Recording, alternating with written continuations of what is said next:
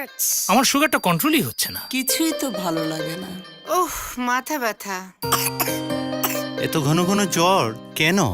প্রতিটা দিন কেটে যায় হাজারো সমস্যায়, কোথা থেকে কখন কি জানি কি হয়ে যায়, সেই ভয় সংশয় কাটিয়ে নির্ভয় জীবন যদি পেতে চান জেনে নিন, জেনে নিন, জেনে নিন স্বাস্থ্য তথ্য প্রতিদিন। হেলথ টক ইউএসএ স্বাস্থ্য তথ্য পরিবেশনায় একটি অনন্য প্রয়াস। সুপ্রিয় দর্শক, হেলথ টক ইউএসএতে আপনাদের সবাইকে সাদর আমন্ত্রণ। আমাদের আজকের আলোচনার বিষয়বস্তু কিডনি স্টোন, অর্থাৎ কিডনিতে পাথর। রক্ত মাংস শরীরে স্টোন বা পাথর তৈরি, বিষয়টা কীরকম অদ্ভুত, তাই না? পাথর তৈরি হওয়াটা কিন্তু মোটেই আনন্দের বিষয় নয়, কারণ এটি একটি রোগ। এই কারণে আমাদের জীবন বিপন্ন হতে পারে। তাহলে চলুন দর্শক, আমরা জেনে নেই এই ব্যাপারে আমাদের বিশেষজ্ঞরা কি বলছেন। আমাদের আজকের মডারেটর হচ্ছেন ডক্টর কায়সার চৌধুরী। প্রিয় দর্শক, আসসালামু আলাইকুম। আমি ডক্টর কায়সার চৌধুরী আপনাদের সাথে। আজকে আমরা আলোচনা করব নিউ ইয়র্ক থেকে এটিএন স্টুডিওতে কিডনি স্টোন বা পাথর কিডনি অথবা ব্লাডারে হয়ে যাওয়া এবং ওইটা প্রতিকার এবং ট্রিটমেন্ট। তো আমার সাথে আজকে আছেন এই ব্যাপারে আলোচনা করার জন্য doctor Mohammad Saduzzaman Chowdhury, chairman and professor urology in New York Medical College, and Dr. Kaushik Kaur, he's also assistant professor in medicine in New York Medical College. তো আমি প্রথমেই শুরু করব ডক্টর সাদুজ্জামান চৌধুরীকে নিয়ে। প্রথমে কোয়েশ্চেন করব আমি যে আমরা যতটুকু জানি যে পাথর হয়ে যাওয়া বা স্টোন কিডনি বা ব্লাডারে হয়ে যাওয়া, এটার ইনসিডেন্স সাধারণত 30-40 ইয়ার্স এই বয়সে সাধারণত দেখা যায় মোস্ট কমনলি। এটা কারণ কি? পাথর কেন হয়ে যায় কিডনিতে বা ব্লাডারে? শিওর, এটা খুবই ভালো প্রশ্ন ডক্টর চৌধুরী। আমরা কিডনির কী জন্য পাথর হয় এইটা ডিসকাস করার আগে let's just discuss briefly কিডনির কাজ কি। Most of us we have two kidneys, দুইটা কিডনি আছে, একটা ডান দিকে একটা বাম দিকে পেটের মধ্যে। আর কিডনির কাজ হলো it works as a filter, আমাদের শরীরের ফিল্টার হিসাবে কাজ করে। এবং যখন ফিল্টার হিসাবে কাজ করে, এইটা রক্তের মধ্যে থেকে যেই জিনিসগুলো দরকার নাই, যেমন বেশি পানি, লবণ, calcium, phosphorus, uric acid, oxalate, এই মিনারেলগুলোকে পেশাবের মধ্যে বের করে যাতে রক্তের মধ্যে বেশি জমা না হয়। যখন পেশাবের মধ্যে বেশি ক্যালসিয়াম, ফসফরাস, ইউরিক অ্যাসিড বা অক্সালেট হয়, অনেক সময় ওইগুলা এক জায়গাতে মিলে দানা করতে পারে, ছোটো ছোটো দানা করে। এই দানাগুলো যখন একসাথে জমা হয় তখন এটা স্টোন ফর্ম করে। So that's how the stone starts. It starts very small and that grows slowly. ধন্যবাদ। ডক্টর কর, আপনি কি বলবেন যে এই যে উনি বললেন যে কিডনি স্টোন যে হয়, এটা কাদের বেশি হয়? হু আর এট হায়ার রিস্ক? স্টোন আপনি যেমনি বললেন যে 30 থেকে 40 বছর বয়সে আমরা বেশি দেখি, কিন্তু কাউদের বেশি হয়। তার মধ্যে সবচেয়ে ইম্পর্ট্যান্ট যেটা, যারা পানি কম খান তাদের চান্স অনেক বেশি হওয়ার। আর যাদের ফ্যামিলি হিস্ট্রি বা যাদের একবার এমনি স্টোন হয়ে গিয়ে থাকে আগে, তাদের পরবর্তী সময় আবার স্টোন হওয়ার চান্স বেশি হয়। যাদের ইন্টেস্টিনে প্রবলেম থাকে, আমরা স্মল ইন্টেস্টিন বলি, তাদের যদি গ্যাস্ট্রিক বাইপাস সার্জারি হয় বা তাদের বেশি হওয়ার চান্স থাকে। অনেক সময় যাদের বারবার ইউরিনারি ইনফেকশন হয়, তাদের দেখা গেছে যে তাদের স্টোনের চান্স বেশি থাকে।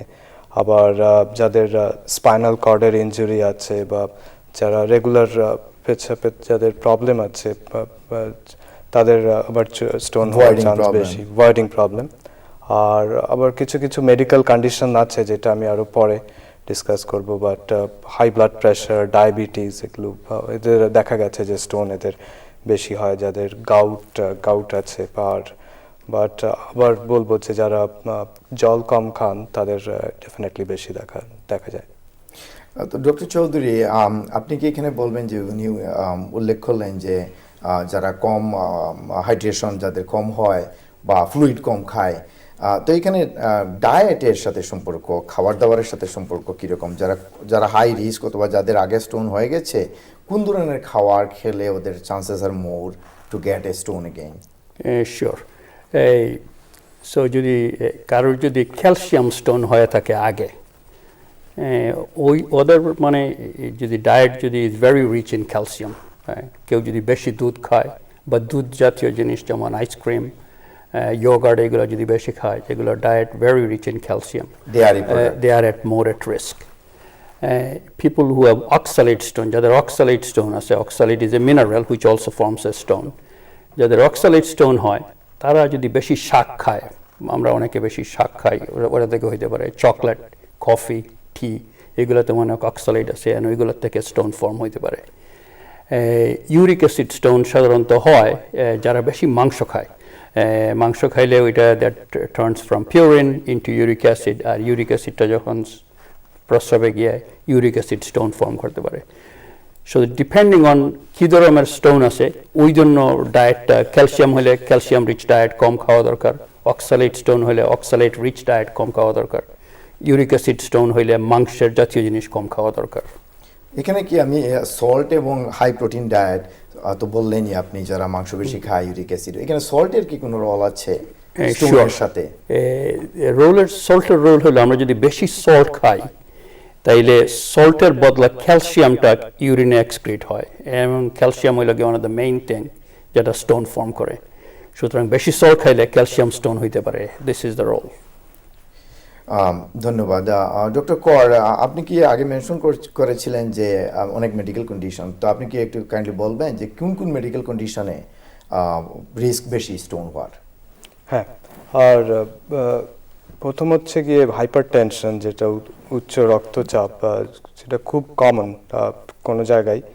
তাদের দেখা গেছে যে তাদের স্টোনের চান্স দুগুণ বেশি। আমরা এক্স্যাক্ট কারণ জানি না কি, বাট এটা একটা মনে রাখার কথা যে হাই ব্লাড প্রেশারের সাথে এটার একটা রিলেশন আছে। আবার দেখা গেছে ডায়াবেটিক যারা, তাদেরও বেশি চান্স। কিন্তু বিশেষ করে যারা মেদবহুলতা বেশি, যারা ওবিস, তাদের ওভারওয়েট, তাদের কিন্তু ডেফিনেটলি হাইয়ার ইনসিডেন্স দেখা গেছে। ইভেন বাচ্চা বয়স, ছোট বয়স থেকে তাদের ইনসিডেন্স বেশি। কিছু থাইরয়েডের ডিজিজ যেমনি হাইপার প্যারাথাইরয়েড, এদের চান্স এদের বেশি হয় স্টোনস, কেন কি এদের ক্যালসিয়াম বেশি থাকে ব্লাডে অ্যান্ড ইউরিনে। গাউট, যাদের বাত বড় গ্রুপ অফ ডায়াগনোসিস, বাট যাদের হাই ইউরিক অ্যাসিড লেভেল বা গাউট আছে, তাদের ইউরিক অ্যাসিড স্টোন দেখা যায়। আর খুব ইন্টারেস্টিং, যারা এক্সেসিভ এক্সারসাইজ করেন তাদের মধ্যে দেখা গেছে যে হাইয়ার ক্যালসিয়াম এক্সক্রিট হয় ইউরিনে, তাদের স্টোনের চান্স বেশি।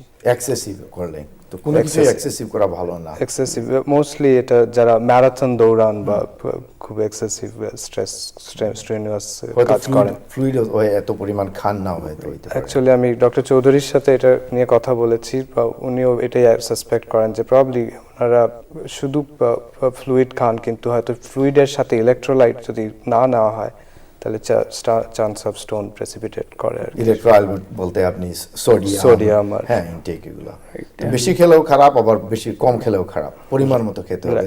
প্রিয় দর্শক, আমরা একটু বিরতিতে যাচ্ছি, একটু পরে আপনাদের সাথে ফিরে আসব। ধন্যবাদ।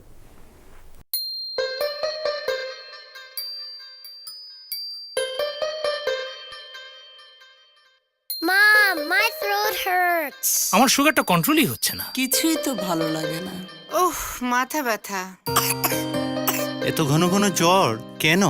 প্রতিটা দিন কেটে যায় হাজারো সমস্যায়, কোথা থেকে কখন কি জানি কি হয়ে যায় সেই ভয় সংশয় কাটিয়ে নির্ভয় জীবন যদি পেতে চান জেনে নিন জেনে নিন জেনে নিন স্বাস্থ্য তথ্য প্রতিদিন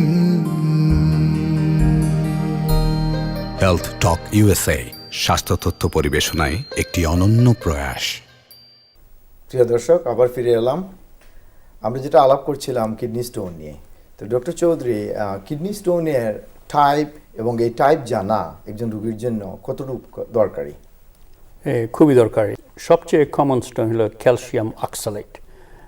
এটা ক্যালসিয়াম আর অক্সালেট মিলে স্টোন ফর্ম করে ইউরিনের মধ্যে। সেকেন্ড মোস্ট কমন এরপরে হলো ক্যালসিয়াম ফসফেট স্টোন, অ্যান্ড 3 নম্বর স্টোন ভেরি কমন হলো uric acid stone. Uric acid is formed by uric acid which is made from protein, mostly comes from meat. এটি খুবই দরকারি যে কী ধরনের স্টোন জানা, কারণ ওই অনুযায়ী ট্রিটমেন্ট করা যায়। কারো যদি ক্যালসিয়াম স্টোন হয়, দেন we can change diets related to calcium and hopefully prevent stone. যদি ইউরিক অ্যাসিড স্টোন হয়, তাইলে we can advise patient about using diet যেগুলা ইউরিক অ্যাসিড কম ডায়েট ওইগুলো ইউজ করতে পারে। অনেক সময় মেডিকেল ট্রিটমেন্ট করা যায় for calcium stone as well as for uric acid stone. সুতরাং মানে খুবই ইম্পর্টেন্ট জানা যে একটা স্টোন পাস করে স্টোনটাকে অ্যানালাইজ করা to find out what kind of stone it is, because you can direct the treatment appropriately. তো এটা ওই রকম না যে কিডনি স্টোন হলেই একটা পার্টিকুলার লিস্ট অফ ফুড বাদ দিয়ে দিতে হবে। না, এরকম কিছু না। এটা ডিপেন্ড করবে কী ধরনের স্টোন। এটা calcium stone, calcium oxalate, calcium phosphate অথবা ইউরিক অ্যাসিড স্টোন, ওই অনুযায়ী ট্রিটমেন্ট করা যায়। তো এই রিলেশনে প্রশ্ন আসে আর কি, যে অনেক সময় পেশেন্ট কিডনি স্টোন পাস করে, তো এটা খুবই দরকারি এই পাস স্টোনটাও হয়তো ডাক্তারের কাছে নিয়ে যাওয়া। অ্যাবসলিউটলি। এই জন্য আমরা সবাইকে বলি যে if there is a stone হয়, দ্য স্টোন ইউরিনটাকে সাকনি দিয়ে করা, যাতে করে স্টোন যখন পাস করে ওই স্টোনটাকে কালেক্ট করা, আর তারপরে ওইটা ডাক্তারের কাছে নিয়ে যাওয়া। ডাক্তার তখন এটা ল্যাবে পাঠাবে এবং অ্যানালাইজ করবে, find out what kind of stone it is. ধন্যবাদ। ডক্টর কর, কিডনি স্টোনে কনজেনিটাল কিডনি ডিজিজ যদি কারো থাকে, হয়তো জানেই না ওর কোনো কিডনিতে জন্ম থেকেই কোনো প্রবলেম আছে, এটার সাথে আমরা আরেকটা জিনিস দেখি যে অনেক সময় ওয়েট বেড়ে গেল বয়স হওয়ার সাথে সাথে, যেটা হয় সাধারণত ল্যাক অফ এক্সারসাইজের জন্য। এই কনজেনিটাল কিডনি ডিজিজ এবং ওয়েট গেইন, এই দুইটার সাথে কিডনি স্টোনের সম্পর্কটা কীরকম, আপনি কি একটু বুঝিয়ে বলবেন? কনজেনাইটাল কিডনি ডিজিজ যাদের আছে তাদের স্টোন একটু অল্প বয়সে হয়, মানে তাদের হয়তো ফার্স্ট ডেকেডে 10 বছর বা এই এজেই ধরা পড়ে, ইভেন তার থেকে আর্লিয়ার ধরা পড়ে। কিছু কিছু কনজেনাইটাল ডিজিজ আছে, যেমনি hypophosphataemic rickets, renal tubular acidosis, কিছু জেনেটিক ডিজিজ, ডেন্টস ডিজিজ, আনকমন, কিন্তু এই দেশে তারা ডায়াগনোজ করে। আর অনেক সময় বাচ্চাদের, মেয়েদের বেশি আমরা দেখি যে ব্লাডার থেকে ইউরিন রিফ্লাক্স হয়, আর ইউরিনের ইউরেটারে উপরের দিকে যায়, তখন তাদের রেকারেন্ট ইনফেকশন থেকে স্টোন হতে পারে।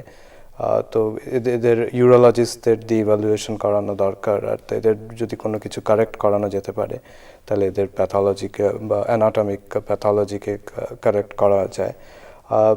এই প্রশ্নের দ্বিতীয় পার্ট যেটা আপনি জিজ্ঞেস করলেন, যে বাচ্চাদের আমরা ওবেসিটির সাথে কি লিঙ্ক, বা যাদের ওজন বেশি, এটা অ্যাকচুয়ালি এখন এই দেশে আর আমার মনে হয় অন্য অন্য জায়গায় একটা এপিডেমিক প্রপোর্শনে, যে আমরা দেখছি যে বাচ্চাদের ওবেসিটি বাড়ছে। কেন কি তাদের হয়তো ডায়েটারি হ্যাবিটস, তারা হয়তো ফাস্ট ফুড বেশি খায়, সোডা বেশি খায় হয়তো, বা অথবা তারা সেডেন্টারি, তারা হয়তো আগে বাচ্চারা যেমনি দৌড়ঝাঁপ লাফালাফি করতো, তারা এখন করছে না, এখন কম্পিউটারে বসে তারা খেলছে। আর তাদের আমরা দেখছি যে লাস্ট 10 বছরে যা ডেটা দেখা যাচ্ছে, প্রবলি হসপিটাল অ্যাডমিশন এই স্টোনস এই বাচ্চাদের 13 বছর বা তার কম বয়স বাচ্চাদের অ্যাবাউট 6 to 7 টাইমস বেশি দেখা গেছে। আর এটার কারণ বাবা হচ্ছে যে ওবিসিটির সাথে একটা লিঙ্ক আছে, আর যেটা তারা যেহেতু তাদের এই লাইফস্টাইল সেডেন্টারি যে বলি, তাদের ব্লাডে হয়তো ক্যালসিয়াম আর ইউরিনে হয়তো ক্যালসিয়ামের লেভেল বেশি। ধন্যবাদ ডক্টর চৌধুরী। আমরা প্রায়শই শুনে থাকি মেলামাইন, বাংলাদেশে যেটা শোনা গেছে কিছুদিন আগে বাচ্চাদের বেবি ফুডে মেলামাইন টেন্টেড, এবং ওয়েস্টার্ন কান্ট্রিতেও এটা অনেক দেশে এটা শোনা গেছে। তো এটার সাথে কিডনি স্টোনের বা কিডনি ইনফ্যাক্ট কিডনির কি সম্পর্ক, কোনো ড্যামেজের কোনো সম্পর্ক আছে কি? হ্যাঁ, মেলামাইন হইল একটা কেমিক্যাল। দিস মেলামাইনটা ভেজাল হিসাবে ইউজ করছে। It started in China and then it spread to other countries. So melamine mostly use করে ভেজাল হিসাবে বাচ্চাদের দুধের মধ্যে। এটা পাউডার্ড মিল্ক হতে পারে অথবা রেগুলার মিল্কের মধ্যে হইতে পারে, কারণ মেলামাইন হলো very rich in nitrogen. So এটা ভেজাল হিসেবে ইউজ করে, মনে হয় অনেক বেশি প্রোটিন আছে, which is not true, but that's how it is used. তো মেলামাইনটা যখন কিডনিতে যায় তখন ইট ফর্মস করে uric acid stone. And uric acid stone হলে এগুলো খুব ছোটো ছোটো স্টোন হয় এবং কিডনি টিউবওয়েলকে ব্লক করতে পারে। ব্লক করলে কিডনি ফেইলিউর হইতে পারে। সুতরাং মেলামাইনের মেইন প্রবলেম হলো it can cause kidney failure করতে পারে এবং ইউরিক অ্যাসিড স্টোন হইতে পারে। এইটা হলো গিয়ে মেইন ইমপ্লিকেশন অফ মেলামাইন। তো মেলামাইন ছাড়াও বাচ্চাদের ওই যে রিসেন্টলি আমরা দেখি সফট ড্রিঙ্কের প্রতি ঝোঁক বেশি, পানি বা ওইগুলার থেকে ওইগুলার কি কোনো হাই রিস্ক আছে কিডনি স্টোনের অতিরিক্ত মাত্রায় সফট ড্রিঙ্ক করা? একটা indirect way in the sense যে বাচ্চারা যদি বেশি সোডা সফট ড্রিঙ্ক খায়, soft drink is very high in sugar and calories, and when there is a lot of sugar and calories বাচ্চাদের ওয়েট গেইন হয়, obesity হয়, and obesity is a risk factor for stone, just like Dr. Kaur was telling. So that's the main risk, but soft drink directly stone corona, but in an indirect way by increasing weight gain, by causing weight gain. ধন্যবাদ doctor কর। সাধারণত kidney stone হলে একজন রোগীর কী ধরনের presentation নিয়ে আসে, বা কোনো প্রেজেন্টেশন ছাড়াই আপনি কোন সময় সাসপেক্ট করবেন একজন লোকের কিডনি স্টোন হতে পারে? ব্লাডারেও এটা করি, কিডনি এবং ব্লাডার। খুবই পেশেন্ট যখন প্রেজেন্ট করে ডাক্তারের কাছে, বা প্রথমেই একটা পেইন হচ্ছে তাদের মেজর কমপ্লেইন, এটা খুব অ্যাকিউট পেইন হয়, খুব অ্যাকিউট পেইন, খুব সিভিয়ার পেইন। এমনিও পেইন হয় যে তাদের হসপিটালে নিয়ে যেতে হতে পারে। আর কি ফ্ল্যাঙ্কে বা ব্যাকে পেইন? ফ্ল্যাঙ্কে, অ্যাকচুয়ালি ইউজুয়ালি এটা ফ্ল্যাঙ্কে হয়। যদি এই পাথর নিচের দিকে নামে কিডনির দিকে, তখন সে একটা ফ্ল্যাঙ্কের কোনো একদিকে হয়, সে তার একটা বলতে পারে যে এইভাবে নামছে, বুঝতে পারে যে ব্যথা নামছে, আপ টু গ্রয়েন ব্যথা হতে পারে। আর তার সাথে যখন প্রস্রাব করবে তখন কিছু রক্ত যেতে পারে, আর অথবা ডার্ক ইউরিন হতে পারে, আর সাথে নজিয়া বা বমি ভাব, বা একটুখানি লো গ্রেড ফিভার, জ্বরও হতে পারে। তার সাথে একটু কনফিউশন হয় যে এটা ইউরিনারি ট্র্যাক্ট ইনফেকশন না এটা একটা পাথর যাচ্ছে, কিন্তু ইন ইদার কেস যদি এমনি হয়। ধন্যবাদ ডক্টর কর। আমরা একটু বিরতিতে যাচ্ছি, আমাদের সাথেই থাকুন।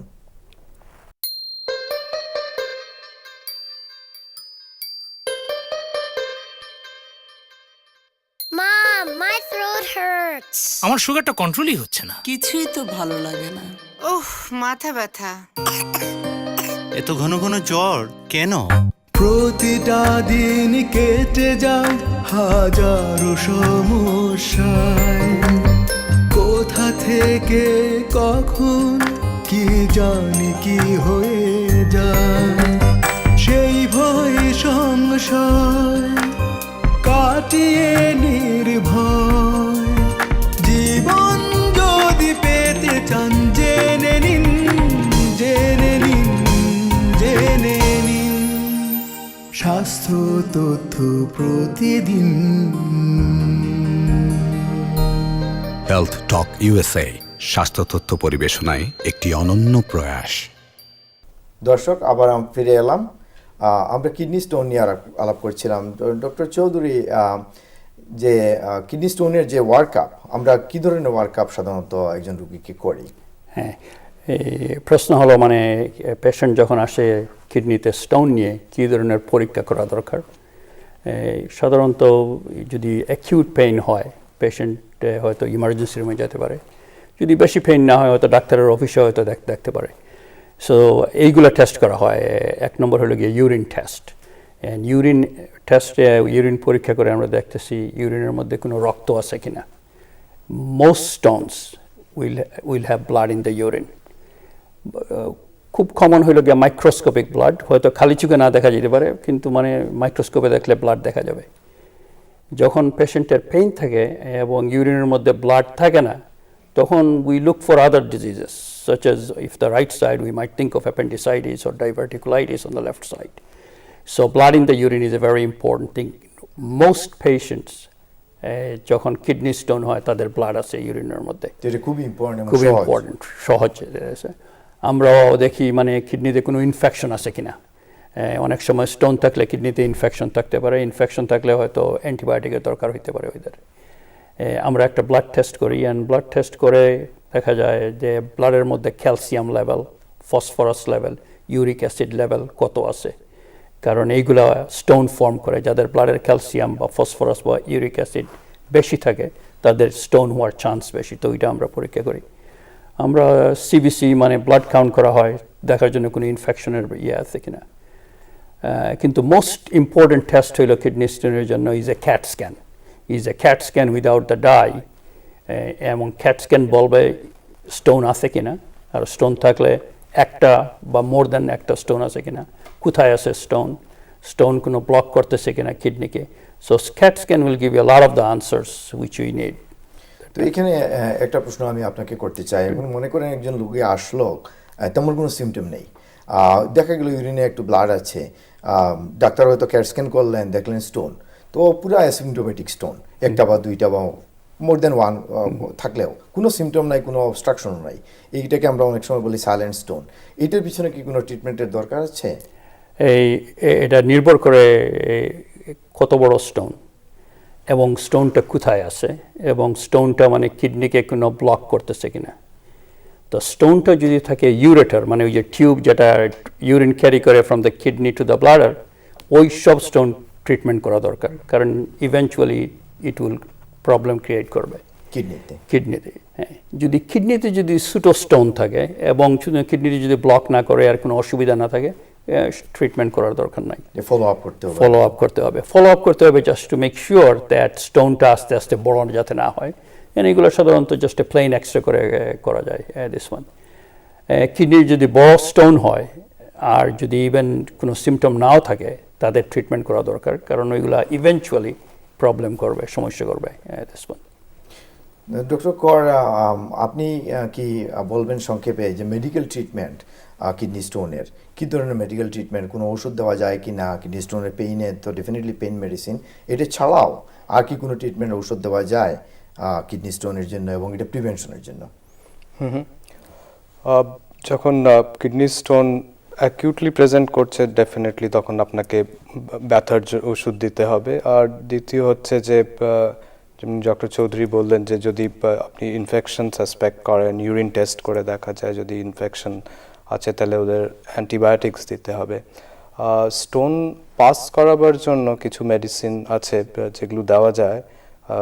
দেখা গেছে যে অ্যাবাউট 4 উইকস 4 সপ্তাহ এই মেডিসিন দিলে ছোট যেই স্টোন আছে যার সাইজ হয়তো মুসুর ডালের মতন বা তার থেকে একটু বড়, এই স্টোনগুলো পাস করে অ্যাবাউট হাফ সেন্টি। হ্যাঁ, আর ওষুধ যেমনি ট্যামসুলোসিন, নাইফিডিপিন, কিছু পার্টিকুলার স্টোন যেমনি যদি ইউরিক অ্যাসিড স্টোন হয় তাহলে আপনি অ্যালোপিউরিনল দিতে পারেন ওটা রিডিউস করার জন্য। সাথে ইউরিন অ্যালকালাইজ করি আমরা, বা পটাশিয়াম সাইট্রেট বা সাইট্রেট বেসড কিছু ওরাল সলিউশন দেই, তাতে স্টোনকে গুলে it comes out in the urine. আর কিছু কিছু অন্য আছে সিস্টিন স্টোন অ্যান্ড ওদের ট্রিটমেন্ট আরও স্পেসিফিক টু দোজ ওই ডিজিজগুলোর জন্য। ধন্যবাদ। ডক্টর চৌধুরী, আপনি যে আগে মেনশন করছিলেন যে ক্যালসিয়াম অক্সালেট এবং ক্যালসিয়াম ফসফেট যেটা খুবই কমন স্টোন, ওই স্টোনে একটা প্রশ্ন আসে যে diet definitely more specified into not over consumption of calcium containing food. তো এখন যদি একজন মহিলা বা পুরুষের অস্টিওপোরোসিস, যেটা মহিলাদের বেশি হয়, বা অস্টিওপোরোসিসের রিস্ক থাকে বা অস্টিওপোরোসিস অলরেডি আছে, তো উনি হয়তো ক্যালসিয়াম খাওয়ার জন্য ওনাকে ডাক্তার বলে দিচ্ছে যে আপনাকে ক্যালসিয়াম সাপ্লিমেন্ট খেতে হবে, ওনার জন্য এটা কতটুকু সেফ এবং কী পরিমাণ উনি ক্যালসিয়াম খাবে বা কীভাবে খাবে? হ্যাঁ, এটা খুবই ভালো কোয়েশ্চেন। যদি এল্ডারলি উইমেন, ভদ্র মহিলারা সাধারণত বেশি রিস্কে অস্টিওপোরোসিস এবং ফ্র্যাকচারের রিস্ক হইতে পারে। যদি কোনো স্টোনের কোনো হিস্ট্রি নেই, কিডনি স্টোনের কোনো হিস্ট্রি না থাকে, তাইলে ক্যালসিয়াম কোনো লিমিট করার কোনো দরকার নাই। They can take a normal amount of calcium as prescribed by their doctor. যদি কারোর বারবার স্টোনের হিস্ট্রি থাকে, তাদেরকে মোর কেয়ারফুল হতে হবে that they don't take extra calcium or extra vitamin D, because that will just ব্লাডের মধ্যে ক্যালসিয়াম বাড়াবে এবং ইউরিনের মধ্যে বাড়াবে এবং বারে বারে আবার স্টোন হবে।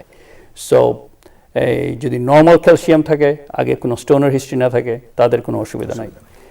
যাদের স্টোনের হিস্ট্রি আছে, they have to be more careful. তো এটা হয়তো খাওয়ার সাথে যদি খায় হয়তো এত ক্ষতি হবে না। হ্যাঁ, কারণ it will get bind to other substances and not get absorbed. Doctor Kar, আপনাকে আমি যদি একটা প্রশ্ন করি যে যাদের স্টোন হলো, ওদের তো রিকারেন্স রেট খুব বেশি, 50%, কোনো কারণে হচ্ছে, ওই কারণটা যদি না চেঞ্জ করে, তো ওদেরকে আপনি কি অ্যাডভাইস দেবেন টু প্রিভেন্ট রিকারেন্স? আপনি যেটা বললেন যে যেই কারণ হচ্ছে আর সেটাকে যদি চেঞ্জ না করে, তো সবচেয়ে কমন কারণ দেখি যে যারা পানি কম খান, তো তাদের রেকমেন্ড করা দরকার যে তারা অ্যাটলিস্ট দিনে 8 থেকে 10 গ্লাস পানি খান অ্যাটলিস্ট। বিভিন্ন সময়, যেমনি সামার মাসে বা উইন্টারে আলাদা রিকোয়ারমেন্ট, সামারে, গরমে, গ্রীষ্মকালে ইউ নিড মোর ওয়াটার। গরমের দেশেও বেশি খেতে হবে। আর এটাকে ইকুয়ালি ডিভাইড করা, যে কেউ দিনের বেলায় শুধু পানি খেলেন আর রাত্রে খেলেন না, তাতেও স্টোনের চান্স বেশি হবে। তো তাদের দিনে রাত্রে 2 সময় খেতে লাগবে। আর তারপর যেমনি ডক্টর চৌধুরী বললেন, রেড মিট বা কিছু ডায়েট যেটা আছে, সোডা আর এইসবকে কাট ডাউন করতে হবে। এটা বুঝতে হবে যে এইসবের সাথে রিলেশন আছে কি। আর যেমনি শাক আর যেগুলো রিস্ক ফ্যাক্টর, সেগুলো। আর তারপর যখন যদি আমরা স্টোন পাই, পাথর যদি দেখে ওটাকে টেস্ট করা যায় আর যদি জানা যায় কীরকম, তাহলে তার ট্রিটমেন্ট ওইটার টেইলার্ড টু সেম কন্ডিশন হচ্ছে, রাইট। তো ডক্টর চৌধুরী, আপনি কি অ্যাডভাইস দেবেন একজন রোগীকে স্টোন হয়ে গেলে to prevent further recurrence? Sure. তো এগেন আমাদের মনে রাখা দরকার যে স্টোন যদি 5 মিলিমিটারের কম হয়, মানে একটা ডালের পিছির থেকে কম হয়, all of those stones, 80% of the stones নিজের থেকে বেরিয়ে যায় for this one. যদি বড় হয়, they may not pass, and তারা সার্জিক্যাল ট্রিটমেন্ট, অপারেটিভ ট্রিটমেন্ট দরকার হইতে পারে। কিন্তু যাদের বারবার স্টোন হয়, তাদের main initial over, they got to increase water intake, and the best fluid to take is increased fluid intake, water intake, and they got to divide, just like Dr. Kaur said, both between the day and night time. একটা সাধারণ জিনিস which help করে is lemonade, homemade lemonade. People can just squeeze lemon in water. They can mix with water, with sugar or any sugar substitute, and drink that every day, because lemonade has a substance called citrate, and that prevents stone formation. So if they are able to drink a glass of lemonade every day, that can prevent stone formation. ওইটা বোধহয় লেবুর রস আমাদের দেশে তো available, পানিতে মিশিয়ে একটু লেবুর রস দিয়ে খেলে, কারণ লেবুর রসের মধ্যে সিট্রেট আছে, সিট্রেটটা স্টোন প্রিভেন্ট করে। এটা হেল্পফুল হবে যাদের বারবার স্টোন হয় তাদের জন্য। ধন্যবাদ ডক্টর কর, ধন্যবাদ ডক্টর সাদুজ্জামান চৌধুরী। প্রিয় দর্শক, আমরা এতক্ষণ বিশেষজ্ঞদের আলোচনা শুনলাম কিডনি স্টোন ট্রিটমেন্ট এবং প্রিভেনশন সম্বন্ধে।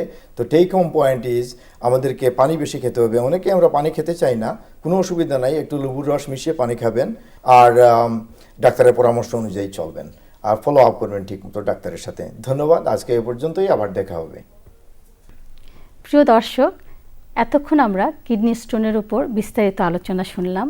কিডনি স্টোন কেন হয়, এই রোগের উপসর্গ, চিকিৎসা এবং কিভাবে তা আমরা প্রতিরোধ করতে পারি তা আমরা জানলাম। সবচেয়ে গুরুত্বপূর্ণ বিষয়টি হচ্ছে আমাদের সবাইকে নিয়মিতভাবে প্রচুর পরিমাণে পানি পান করার অভ্যেসটা তৈরি করতে হবে। আপনি নিজে পানি পান করুন এবং অন্যকে বলুন। প্রতিবারের মতো আপনাদের প্রশ্নগুলো আমাদের ওয়েবসাইট www.globalhealthmedia.us ভিজিট করুন এবং সেখানে রাখুন। আমাদেরকে ইমেল করুন। আমাদের ইমেল অ্যাড্রেস healthtalkusa@gmail.com। আগামী সপ্তাহে আপনাদের সাথে আমাদের আবারও দেখা হচ্ছে। আপনাদের সুস্বাস্থ্য কামনা করে আজ আমরা বিদায় নিচ্ছি। আপনারা ভালো থাকুন, সুস্থ থাকুন।